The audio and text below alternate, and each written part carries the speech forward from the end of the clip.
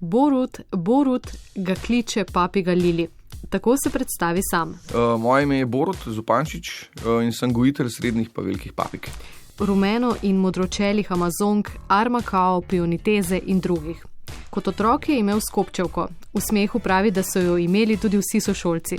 Pred dobrimi 10 leti pa se je navdušil nad večjimi pticami. Ko je diplomiral iz multimedije, so ga starši skupaj z ženo poslali na enomesečno potovanje.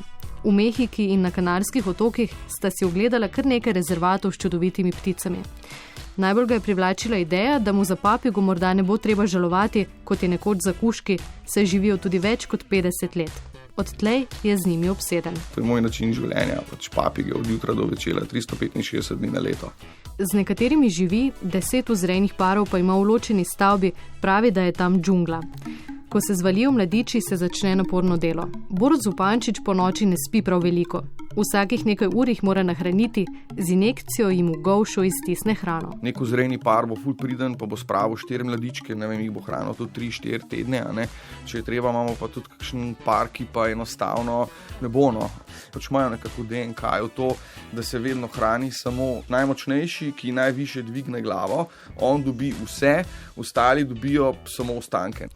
Ne glede na to, koliko hrane jim nastavi. Tudi zato mora zanje poskrbeti sam. Pri določenih vrstah, ki jih je recimo samo še 250 ali pa ne vem, pač neki 1000 v naravi, vsak mladiček šteje, ne. To je vse banka, rezerva po domače rečeno, tako bom rekel. In tudi marsikje se tudi že vzreja ptice in se jih spušča v naravo nazaj. Samo to je v bistvu prav poseben način vzreje. Ljubitelj papig pravi, da so pri vzreji v ujetništvu ključni primerni prostori, higiena in prehrana. Papige so vsejeda bitja, zmotno je prepričanje, da je dole z maščobami polna semena. To je isto, kot da bi mi pili samo sončnično olje od jutra do večera skozi. Jaz mislim, da to ne bi bilo glih najbolj zdravo. In oni protko kot mi pač jejo sveže sadje, svežo zelenavo, ne, če se le da. Recimo, ne vem, se so tudi, ne vem, melone, bučke, lubenice, kumare, tudi to so čist cool zadeve, take osvežujoče, ne, sam so pa bolj polne vode, ne, pač nimajo vse glih power, tako kot ima kakšen, ne vem, brokoli, cvetača. Ja, seveda, recimo, bel fižol pa čičerika je nekaj čisto vsakdanjega, kar imajo pač v bistvu naši ptiči na krožniku, seveda prekuhan, tako kot mi, to je tak res cool nadomestek za beljakovine. A ne, v bistvu, če pogledamo tako realno, prej, ko sem rekel, da papige pač ne jejo semen, ne. Kje v, ne vem, amazonskem pragozdu neka ara ali pa recimo, ne vem, neka amazonka tam najde sončnično seme. Torej ste vi tudi tisti, ki kuhate fižol? Ja, v bistvu, pač tako bom rekel, vsak dan pri nas se naredi, jaz se bom kratko po domači izrazil, en orang hobuk, svežega sadja, zelenave, tudi seveda dobijo nekaj, da jih nasit zraven, ne, testenine, kakšen kuskus, bulgur, polento obožujejo. Ja, to ponovadi damo kar na pladenj, tako zelo na tanko in jim tako na trakce narežemo in kar primajo roke pa jejo. Nikakor pa ne smejo jesti soljene hrane, sol je tihi ubijalec papig, ki živijo v ujetništvu. Pri prehrani so seveda odvisne od ljudi in to že iz gnezda. Prva stvar, ki jo vidijo, ko se jim razvijajo oči, so človeške roke. Ročno hranjeni mladič je tako lahko enako vdan spremljevalec kot pes ali mačka. On se isto na hrbet meče, carta se, lupčka se in tako naprej. Ja, ona mene, ne vem, prav, pač moja ljubljenka, ona mene prav po imenu kliče. Direkt, Borut mi reče, me kliče me Borut. Pripoveduje, da ima njegova ljubljenka, modročela amazonka Lili, rada svoj mir, ko se želi crkljati, pa to jasno sporoči. Ko smo doma, je pač spuščena, imamo vso svobodo doma, imamo tudi vprsnico, da gremo ven z njo lahko, tudi lahko malo poleti v zunaj, ne vem, tam 7-8 metrov, čeprav se raj pri meni zmer tiši. In v bistvu ona je tako kot vsak ljubljenček, ona pač pride k meni, se carta, ima momente, ko se hoče cartati, ko se hoče igrati, kar rab pozornost, malo treninga in tako naprej. So pa zelo drugačni, ne, se pravi, kar se pa tiče njihove psihologije.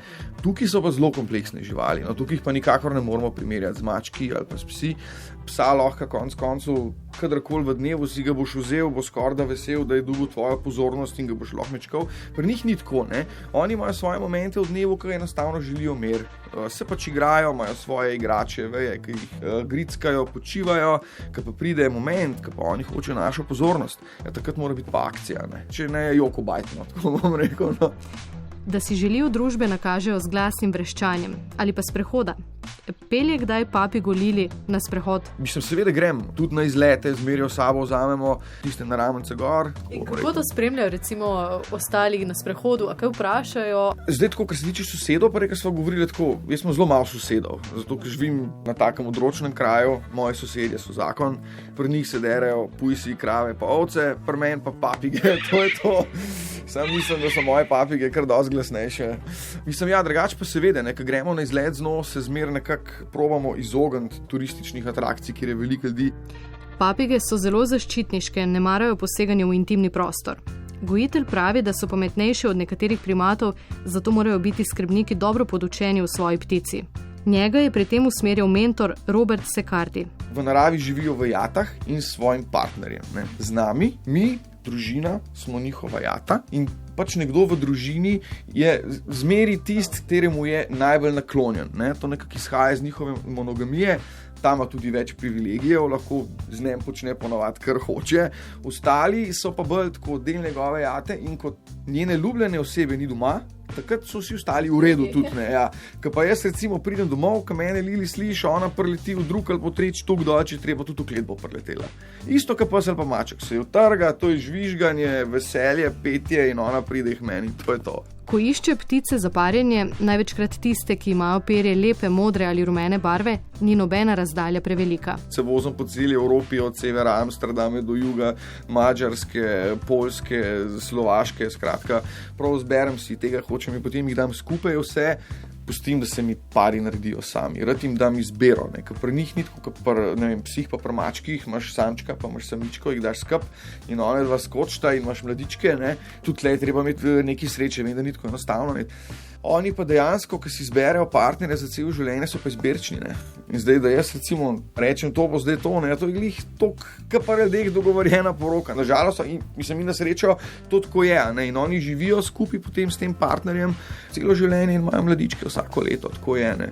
Se pravi, ne, je pa zelo težko priti do pravega kompatibilnega para. Papige, ki živijo v ujetništvu, imajo izkrivljene nagone, potrebujejo človekovo družbo in pozornost.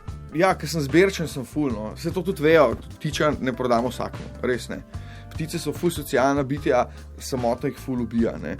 Zdaj recimo nekdo, ki je sam, pa si želi imeti družbo, ne, pa hod v službo, pa za vikende hod ribe loviti, pa tako naprej, tako mu pač povem, lej, sorry, nisi primeren, da bi imel to žival doma, zato ker bo pač 80% sama. To ni stvar, to je živo bitje, ki bo živelo 50 do 80 let. Meni je zelo pomembno, da se ljudje pripravijo malo, da kaj preberejo, zelo hiter pogruntam ljubitelja ali pa recimo pozerja. Gojitelj papig Borut Zupančič je konjiček svojo strast spremenil v celodnevni posel. Zbujam se z njimi, tudi po noči se zbujam zaradi njih in v bistvu ponovadi pridem gre spat, zadnja stvar, kar naredim, ugasnem luči v preletalnicah noter, ne. Ne vem, sploh si ne znam predstavljati življenja brez njih, res ne. Pač dajo mi vse, poleg pač moje družine seveda, no. Vse, kar moja duša rab za to, da sem srečen.